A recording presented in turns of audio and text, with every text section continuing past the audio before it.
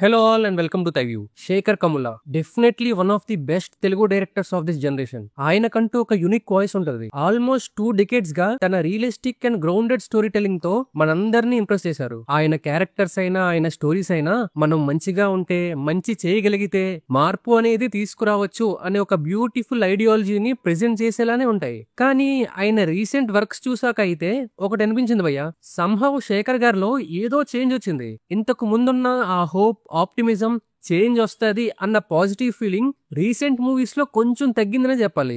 మరి అసలు ఎందుకు ఇలా అయిందంటారు? ఈ రోజు వీడియోలో డిస్కస్ చేయబోయేది అదే. శేఖర్ కమ్లా గారు ఒక హోప్ఫుల్ ఫిల్మ్ మేకర్ నుండి హోప్లెస్ గా ఎలా చేంజ్ అయ్యారు అనేది డిస్కస్ చేద్దాం. రీసెంట్ గా ట్విట్టర్ లో ఒక క్లిప్ చూసావయ్యా, ఆనంద్ మూవీలోది. ఒక పిల్లోడు డ్రైవర్ కొడుకుని తెలిసాక ఆ అమ్మాయి ఆ పిల్లోడిని టచ్ చేయకుండా చేయి తీసేస్తది. అండ్ అది చూసి హీరోకి బాధ అనిపిస్తుంది. ఇంకా ఈ కాలంలో కూడా ఇలా క్యాస్ట్ అండ్ క్లాస్ డిఫరెన్సెస్ ఉన్నాయి అని ఫీల్ అయ్యేలా ఉంటది ఆ ఎక్స్ప్రెషన్. అసలు అప్పట్లోనే శేఖర్ కమ్లా గారు ఇంత సెటిల్ గా డిస్క్రిమినేషన్ అనేది చూపించడం చాలా గ్రేట్. ఇన్ఫాక్ట్ ఆయన ప్రతి మూవీలో ఇలా సొసైటీని ఎక్స్ప్లోర్ చేసే యాంగిల్ ఏదో ఒకటి ఉంటుంది. ఆయన ఫస్ట్ ఫిల్మ్ డాలర్ డ్రీమ్సే తీసుకోండి, లిటరల్లీ ఎన్ఆర్ఐ కల్చర్ ని, హ్యూమన్ ఎమోషన్స్ ని ఎక్స్ప్లోర్ చేస్తారు దానిలో.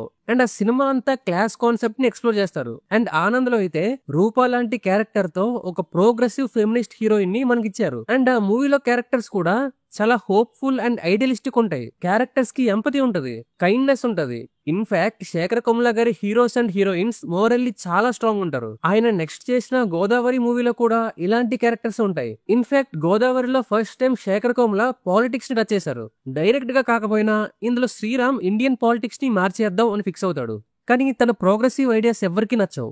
బట్ స్టిల్ తనైతే ట్రై చేస్తూనే ఉంటాడు. ఇక్కడే శేఖర్ కమ్లా క్యారెక్టర్స్ లో ఒక హోప్ కనిపిస్తుంది. సమాజం వద్దు అన్నా కూడా సమాజాన్ని మార్చాలి, ఏదో ఒక మంచి చెయ్యాలి అనే తాపత్రయం కనిపిస్తుంది ఆ క్యారెక్టర్స్ లో. అంతెందుకు ఆయన లైట్ హార్టెడ్ స్టోరీస్ లో కూడా హ్యాపీ డేస్ అయినా, లైఫ్ ఈస్ బ్యూటిఫుల్ అయినా క్యారెక్టర్స్ అందరూ ఫన్ అండ్ చిల్ ఉంటారు. ఒక బ్రైట్ ఫ్యూచర్ రాబోతుంది అనే హోప్ కనిపిస్తుంది వాళ్ళని చూస్తే. అఫ్ కోర్స్ ఈ మూవీస్ లో కూడా క్యారెక్టర్స్ కి చాలా ప్రాబ్లమ్స్ వస్తాయి. కానీ ఈ ప్రాబ్లమ్స్ అనేవి టెంపరరీ, సాల్వ్ చేసుకోవచ్చు అనే పాజిటివ్ యాటిట్యూడ్ తోనే ఉంటారు వాళ్ళు. శేఖర్ కమ్లా గారి ఐడియలిజం కి పీక్ అంటే అది లీడర్ మూవీయే. లీడర్స్ కరప్ట్ అయిపోయారు అని సొసైటీకి తెలుసు, కానీ మళ్ళీ అదే లీడర్స్ ని ఎంచుకుంటారు. సొసైటీ కరప్ట్ ఉందని లీడర్స్ కి తెలుసు, అందుకే ఓట్లు కొనేసి సొసైటీలో డివిజన్ తీసుకొచ్చి వాళ్ళు ఎలక్షన్స్ విన్ అయిపోతారు. ఈ ప్యాటర్న్ ని బ్రేక్ చేయడానికి శేఖర్ కమ్లా చేసిన అటెంప్టే లీడర్ మూవీలో శేఖర్ గారు ఎంత హోప్ఫుల్ ఉంటారంటే, అసలు డబ్బులు పంచకుండా ఒక వ్యక్తి సీఎం గా పోటీ చేస్తే జనాలు ఓటేసి గెలిపిస్తారు. అంటే నార్మల్ గా మనం అనుకుంటాం కదా, అసలు డబ్బులు పంచకుండా విన్ అవడం అనేది కష్టం అని. అండ్ అది నిజం కూడా. ఏ పొలిటీషియన్ అయినా చివరికి ఎలక్షన్ ఖర్చులు అనే కాన్సెప్ట్ దగ్గర కాంప్రమైజ్ అవుతారు. కానీ శేఖర్ గారి వరల్డ్ లో అలా అవ్వదు. ఒక మనిషి కరెక్ట్ గా ఉంటే, ఒక మంచి మనిషి దగ్గర పవర్ ఉంటే సిస్టమ్ మొత్తం చేంజ్ చేయొచ్చు అనే నమ్మకాన్ని లీడర్ లో చూపించారు. సరే, పొలిటికల్ స్టోరీస్ పక్కన పెట్టండి. అంతెందుకు, ఫిదా లాంటి లవ్ స్టోరీలో కూడా హీరో లాస్ట్ కి యుఎస్ వెళ్లకుండా హీరోయిన్ కోసం ఇండియాలోనే సెటిల్ అవుతా అంటాడు. అగైన్ బయట ఇలాంటివి జరగవేమో, అన్రియలిస్టిక్ కనిపించచ్చేమో, కానీ ఆ మూవీ ఫ్లో లో చూస్తుంటే మనుషులు ఇలా కూడా ఉంటే బాగుంటుంది కదా, ఎప్పుడూ మెటీరియలిస్టిక్ గా కాకుండా వాళ్ళ ఎమోషన్స్ కి వాల్యూ ఇస్తే బాగుంటుంది కదా అనిపిస్తుంది. సో ఆ మూవీ చూసి ఇలా ఒక మంచి ఫీలింగ్ తోనే బయటకు వస్తాం. కానీ సంహౌ రీసెంట్ వర్క్స్ లో ఈ ఆప్టిమిజం మిస్ అవుతుంది. లవ్ స్టోరీ మూవీయే తీసుకోండి, అప్పటిదాకా ఉన్న శేఖర్ కమ్లా క్యారెక్టర్స్ లో ఉండరు వీళ్ళు. హీరోకి హీరోయిన్ కి ఇద్దరికి ట్రామా ఉంటది. క్యాస్ట్ వల్ల చాలా ఇష్యూస్ వస్తాయి. మేబీ ప్రీవియస్ శేఖర్ ఫిలిమ్స్ లో అయితే రిజల్యూషన్ మంచిగా వచ్చేదేమో, బట్ ఈ మూవీలో మాత్రం ఫస్ట్ టైం వైలెన్స్ తో రెజల్యూషన్ ఇచ్చారు. ఇప్పటికీ చాలా మందికి లవ్ స్టోరీ మూవీ క్లైమాక్స్ మీద మిక్స్డ్ రియాక్షన్స్ ఉంటాయి. Maybe first time Shekhar Kamla తన పాజిటివిటీతో ఫిల్ అయిన వరల్డ్ ని వదిలేసి యాక్చువల్ రియాలిటీని చూపించడం వల్లనేమో. అండ్ ఇక రీసెంట్ గా వచ్చిన కుబేరా మూవీ అయితే totally different Shekhar Kamla characters అవి. అంటే దేవా క్యారెక్టర్ ఒక్కటే అల్టిమేట్ గుడ్ ఉంటాడేమో, బట్ మిగతా క్యారెక్టర్స్ అందరూ ఎయిదర్ గ్రే ఏరియాలో ఉంటారు ఆర్ అవుట్ రైట్ ఈవిల్ ఉంటారు. కానీ కుబేరా ఎండింగ్ లో ఒక షార్ట్ చూసాక నాకు చాలా బాధ అనిపించింది. ఆ ఎండ్ క్రెడిట్స్ వస్తున్నప్పుడు ఆ మినిస్టర్ వేరే బిజినెస్ మ్యాన్ తో సేమ్ డీల్ మాట్లాడుకుంటాడు, డబ్బులు ఇస్తే మీకు ఆయిల్ ఇచ్చేస్తామని. అది చూడగానే అనిపించింది అసలు లీడర్ మూవీ తీసిన శేఖర్ కమ్లా ఏమైపోయారో అని. బికాస్ కుబేరా ఎండింగ్ లో నేను ఎక్స్పెక్ట్ చేస్తున్నా, ఓకే లాస్ట్ కి ప్రూఫ్స్ బయట పెడితే మొత్తం స్కామ్ బయటకు వస్తుంది, ఏదో ఒక మార్పు వస్తుంది అని. కానీ ఫస్ట్ టైం ఒక బ్లీక్ ఎండింగ్ ఇచ్చారు. అంటే శేఖర్ కమ్లా లాంటి హోప్ఫుల్ పర్సనే ఇక ఈ సొసైటీ చేంజ్ అవ్వదు, ఈ సిస్టమ్ చేంజ్ అవ్వదు అని గివ్ అప్ ఇచ్చేసారంటే అసలు ఈ వరల్డ్ లో హోప్ అనేది ఉందా అనిపించింది. అండ్ రీసెంట్ గా శేఖర్ గారి సినిమాలు కొంచెం డార్క్ అయ్యాయి కాబట్టి ఇది ఏమైనా రాంగా అంటే అస్సలు కాదు. ఆర్టిస్ట్ అనేవాళ్ళు ఎవాల్వ్ అవుతూ ఉంటారు. సో 25 years లో శేఖర్ కమ్ముల గారి ఎవల్యూషన్ మనం చూస్తే ఇలా ఉంది.